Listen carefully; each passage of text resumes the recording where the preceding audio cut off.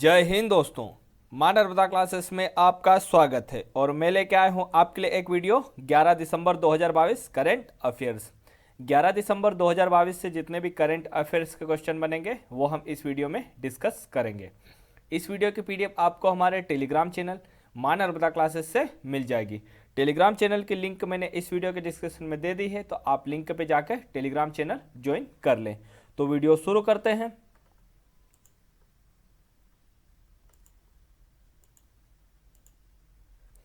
प्रश्न नंबर पहला, वैश्विक स्तर पर मानवाधिकार दिवस कब मनाया जाता है? तो ये 10 दिसंबर को। वैश्विक स्तर पर मानवाधिकार दिवस कब मनाया जाता है? तो ये 10 दिसंबर को मनाया जाता है। कब मनाया जाता है वैश्विक स्तर पर मानवाधिकार दिवस? 10 दिसंबर को। और वैश्विक मानव अधिकार दिवस की इस बार की थीम क्या है? Dignity, freedom and justice for all. क्या है थीम? मानव अधिकार दिवस 2022 की थीम क्या है? Dignity, freedom and justice for all. और इसे संयुक्त राष्ट्र द्वारा 1950 में अपनाया गया था। विश्व स्तर पर मानव अधिकार दिवस को संयुक्त राष्ट्र द्वारा कब अपनाया गया था? 1950 में। कब अपनाया गया था? 1950 में। प्रश्न नंबर दूसरा, आर्टन कैपिटल द्वारा जारी दुनिया के सबसे मजबूत पासपोर्ट सूची में भारत के पासपोर्ट की क्या रैंक है? तो ये 87 नंबर पे। भारत का पासपोर्ट कौन से नंबर पे है? 87 नंबर पे। आर्टन कैपिटल द्वारा जारी दुनिया की सबसे मजबूत पासपोर्ट सूची में भारत के पासपोर्ट की क्या रैंक है? तो 87। क्या रैंक है? 87 रैंक है। और इस सूची में पहला रैंक किसकी है? तो यूएई की। किसकी है? यूएई की। और ये दूसरा किसका है? जर्मनी। दूसरा स्थान किसका है? जर्मनी। और इस सूची में जो मतलब लास्ट में किसका स्थान है? अफगानिस्तान का। लास्ट में किसका स्थान है? अफगानिस्तान का। प्रश्न नंबर तीसरा, एक दिवसीय अंतर्राष्ट्रीय क्रिकेट में दोहरा शतक लगाने वाले चौथे भारतीय बल्लेबाज कौन बने हैं? तो ये ईशान किशन बने हैं। एक दिवसीय अंतर्राष्ट्रीय क्रिकेट में दोहरा शतक लगाने वाले चौथे भारतीय बल्लेबाज कौन बने हैं? तो ईशान किशन बने हैं। कौन बने हैं? ईशान किशन बने हैं। और इन्होंने किसके खिलाफ दोहरा शतक लगाया है? तो बांग्लादेश के खिलाफ। किसके खिलाफ लगाया है? तो बांग्लादेश के खिलाफ लगाया है। और कहाँ पे लगाया है? तो बांग्लादेश के जहूर अहमद चौधरी स्टेडियम चट्टग्राम में। कहाँ पे लगाया? बांग्लादेश के जहूर अहमद चौधरी स्टेडियम चट्टग्राम में। कहाँ पे? बांग्लादेश के जहूर अहमद चौधरी स्टेडियम चट्टग्राम में। और कहाँ, किस देश के खिलाफ? बांग्लादेश के खिलाफ लगाया है। इन्होंने 131 बॉल में 210 रन बनाए हैं। 131 बॉल में कितने रन बनाए? 210 रन बनाए हैं। और अब ये तो ईशान किशन चौथे भारतीय हैं। तो इनसे पहले तीन लोग कौन है?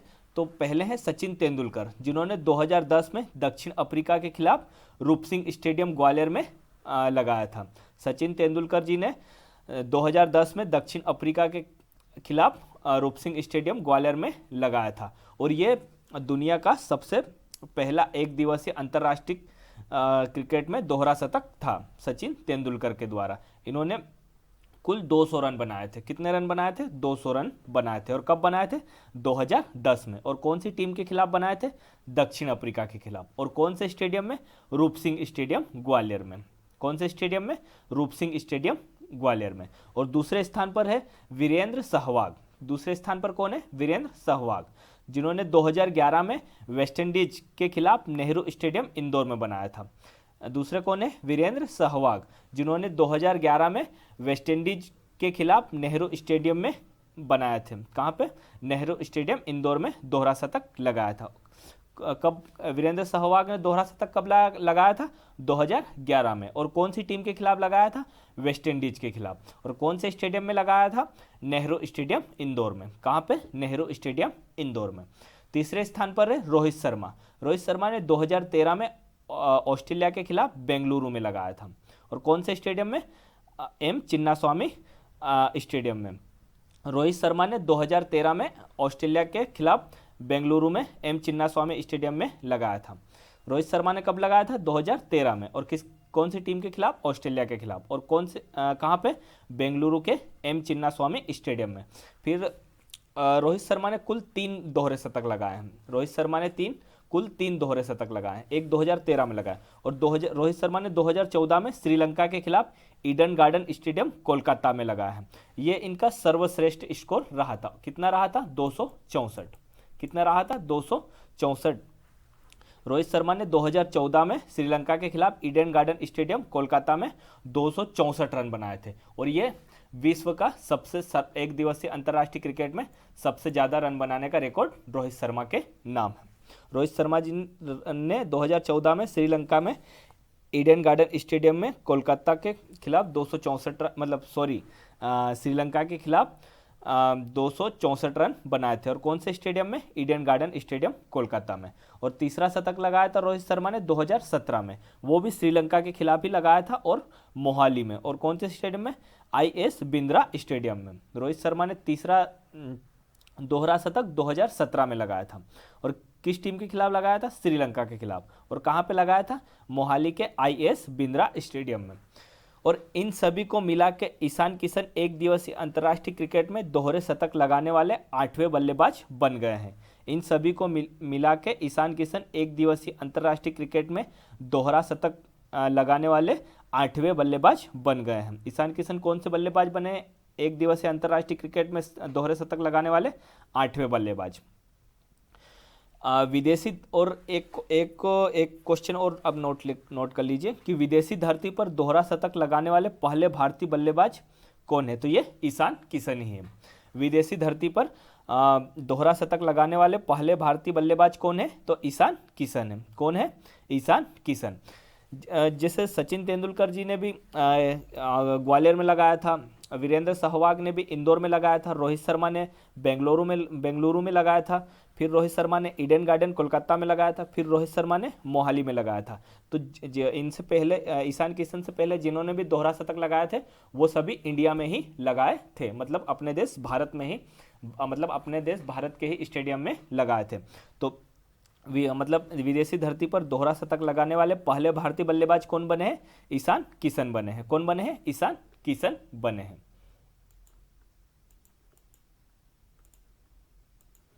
प्रश्न नंबर 4, फोर्ब्स की 2022 में दुनिया की 100 सबसे शक्तिशाली महिलाओं की वार्षिक सूची में भारत में पहले स्थान पर कौन है? तो ये निर्मला सीतारमण। फोर्ब्स की 2022 में दुनिया की 100 सबसे शक्तिशाली महिलाओं की वार्षिक सूची में भारत में पहले स्थान पर कौन है? तो निर्मला सीतारमण। भारत में सबसे पहले स्थान पर कौन है? निर्मला सीतारमण। और पूरे ऑल ओवर इनका मतलब 100 महिलाओं में इनका कौन सा स्थान है? 36वां स्थान। 100 महिलाओं में इनका कौन सा स्थान है? 36वें स्थान पर है। और पहला स्थान किनका है? तो वर्सुला वान डेर का। किसका है पहला स्थान? वर्सुला वान डेर का। और ये यूरोपीय आयोग की अध्यक्ष है। पहला स्थान जिनका है वर्सुला वॉन डेर, ये यूरोपीय आयोग की अध्यक्ष है। और इसमें 100 सबसे शक्तिशाली महिलाओं में 6 भारतीय महिलाएं हैं। कितनी महिलाएं हैं? 6 भारतीय महिलाएं शामिल है। प्रश्न नंबर 5, वैश्विक जल संसाधन रिपोर्ट 2021 किसने जारी की है? तो ये WMO ने जारी की है। वैश्विक जल संसाधन रिपोर्ट 2021 किसने जारी की है? तो ये WMO ने जारी की है। किसने जारी की है? WMO ने जारी की है। अब ये WMO ने जारी की है तो इसका फुल फॉर्म क्या है? World meteorological organisation. क्या है WMO का full form? World meteorological organisation. और हिंदी में क्या है? विश्व मौसम विज्ञान संगठन। हिंदी में क्या है? विश्व मौसम विज्ञान संगठन। और WMO की स्थापना कब हुई थी? 23 मार्च 1950 को। WMO की स्थापना कब हुई थी? 23 मार्च 1950 को। और WMO का मुख्यालय कहाँ पे है? जिनेवा स्विट्जरलैंड में। WMO का मुख्यालय कहाँ पे है? जिनेवा स्विट्जरलैंड में।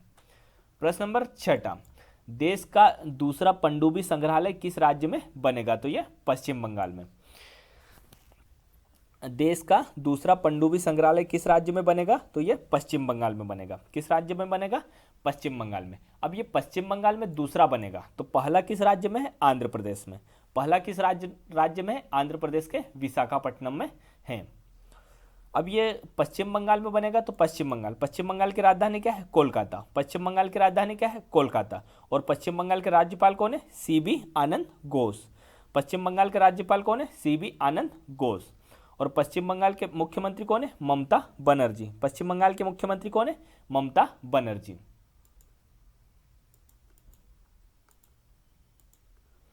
प्रश्न नंबर 7वां, भारत का सबसे लंबा 6 लेन फ्लाईओवर किस राज्य में बनेगा? तो ये केरल में। भारत का सबसे लंबा 6 लेन फ्लाईओवर किस राज्य में बनेगा? तो ये केरल में बनेगा। किस राज्य में बनेगा? केरल में। और ये कुल 1668 करोड़ की लागत से बनेगा। लगभग कितनी लागत से बनेगा? 1668 करोड़ की लागत से बनेगा। और इसकी कुल लंबाई कितनी होगी? 12.752 किलोमीटर। कितनी होगी? 12.752 किलोमीटर। कितनी होगी?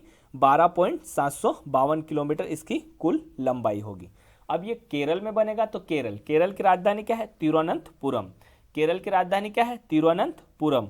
और केरल के राज्यपाल कौन है? आरिफ मोहम्मद खान। केरल के राज्यपाल कौन है? आरिफ मोहम्मद खान। और केरल के मुख्यमंत्री कौन है? पिनरई विजयन। केरल के मुख्यमंत्री कौन है? पिनरई विजयन। प्रश्न नंबर 8वां, टीटीएफआई की पहली महिला अध्यक्ष कौन बनी है? तो ये मेघना अहलावत बनी है।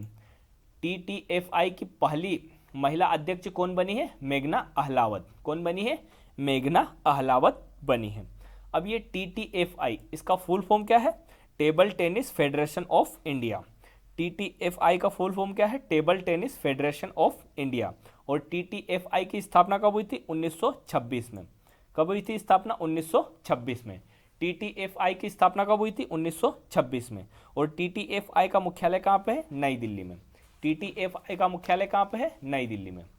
प्रश्न नंबर 9वां, जम्मू कश्मीर उच्च न्यायालय का कार्यवाहक मुख्य न्यायाधीश किसे नियुक्त किया गया है? तो यह तासी राबस्तान को।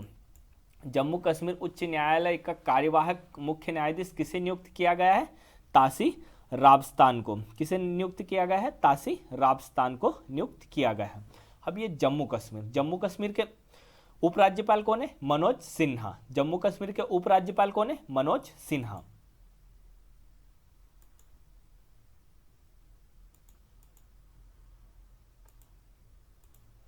प्रश्न नंबर 10वां, वाराणसी में यूनिवर्सल कवरेज डे 2022 का उद्घाटन किसने किया है? तो ये आनंदीबेन पटेल ने किया है। वाराणसी में यूनिवर्सल कवरेज डे 2022 का उद्घाटन किसने किया है? तो आनंदीबेन पटेल ने किया है। किसने किया है? आनंदीबेन पटेल ने किया है। और आनंदीबेन पटेल कौन है? उत्तर प्रदेश की उपराज्यपाल। आनंदीबेन पटेल कौन? उत्तर प्रदेश की राज्यपाल है। आनंदीबेन पटेल कौन है? उत्तर प्रदेश की राज्यपाल। आनंदीबेन पटेल कौन है? उत्तर प्रदेश की राज्यपाल। प्रश्न नंबर 11वां, किस बैंक ने वित्तीय सुरक्षा पर ईएजी पुरस्कार जीता है? तो ये बैंक ऑफ बड़ौदा ने जीता है। किस बैंक ने वित्तीय सुरक्षा पर ईएजी पुरस्कार जीता है? तो बैंक ऑफ बड़ौदा ने। किसने जीता है? बैंक ऑफ बड़ौदा ने। अब ये बैंक ऑफ बड़ौदा ने जीता है तो बैंक ऑफ बड़ौदा, इसकी स्थापना कब हुई थी? 1908 में। बैंक ऑफ बड़ौदा की स्थापना कब हुई थी? 1908 में। और बैंक ऑफ बड़ौदा का मुख्यालय कहाँ पे है? बड़ोदरा में। बैंक ऑफ बड़ौदा का मुख्यालय कहाँ पे है? बड़ोदरा। प्रश्न नंबर 12वां, एंटी माइक्रोवियल प्रतिरोध पर तीसरा वैश्विक उच्च स्तरीय सम्मेलन का आयोजन कहाँ आयोजित किया गया है? तो ये ओमान में। एंटी माइक्रोवियल प्रतिरोध पर तीसरा वैश्विक उच्च स्तरीय सम्मेलन कहाँ आयोजित किया गया है? तो ये ओमान में। कहाँ पे आयोजित किया गया है? ओमान में आयोजित किया गया है। अब ये ओमान में आयोजित किया गया है तो ओमान की राजधानी क्या है? मस्कट। ओमान की राजधानी क्या है? मस्कट। और ओमान के ओमान के सुल्तान कौन है? हेतम बिन तारिक। ओमान के सुल्तान कौन है? हेतम बिन तारिक। ओमान के सुल्तान कौन है? हेतम बिन तारिक। और ओमान की मुद्रा क्या है? ओमानी रियाल। ओमान की मुद्रा क्या है? ओमानी रियाल।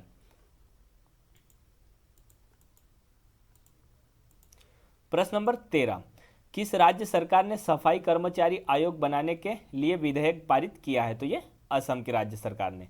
किस राज्य सरकार ने सफाई कर्मचारी आयोग बनाने के लिए विधेयक पारित किया है? तो ये असम ने। किसने पारित किया है? असम राज्य सरकार ने। अब असम ने पारित किया है तो असम की राजधानी क्या है? दिसपुर। असम की राजधानी क्या है? दिसपुर। और असम के राज्यपाल कौन है? जगदीश मुखी। असम के राज्यपाल कौन है? जगदीश मुखी। और असम के मुख्यमंत्री हेमंता बिस्वा शर्मा। असम के मुख्यमंत्री हेमंता बिस्वा शर्मा। प्रश्न नंबर 14, किसे ऑस्ट्रेलिया में प्रधानमंत्री पुरस्कार मिला है? तो ये वीना नायर को। किसे ऑस्ट्रेलिया में प्रधानमंत्री पुरस्कार मिला है? तो वीना नायर को मिला है। किसे मिला है? वीना नायर को। अब ये ऑस्ट्रेलिया में मिला है तो ऑस्ट्रेलिया की राजधानी क्या है? कैनबरा। ऑस्ट्रेलिया की राजधानी क्या है? कैनबरा। और ऑस्ट्रेलिया के प्रधानमंत्री कौन है? Anthony Albanese. ऑस्ट्रेलिया के प्रधानमंत्री कौन है? Anthony Albanese. और ऑस्ट्रेलिया की मुद्रा क्या है? Australian dollar. ऑस्ट्रेलिया की मुद्रा क्या है? Australian dollar. प्रश्न नंबर 15, गूगल ने किस देश में गलत सूचना विरोधी अभियान शुरू किया है? तो ये अपने देश भारत में शुरू किया है। गूगल ने किस देश में गलत सूचना विरोधी अभियान शुरू किया है? तो अपने देश भारत में। कहां पे किया है? अपने देश भारत में। धन्यवाद दोस्तों। अगर आपको ये वीडियो अच्छा लगा है तो वीडियो को लाइक करें, वीडियो को ज़्यादा से ज़्यादा शेयर करें, और अगर आपने हमारे चैनल को सब्सक्राइब नहीं किया है तो हमारे चैनल को सब्सक्राइब कर लें और साथ में बेल आइकन को भी प्रेस कर दें, जिससे आपको हमारी आने वाली वीडियो की नोटिफिकेशन मिल जाएगी। धन्यवाद दोस्तों। जय हिंद, जय भारत।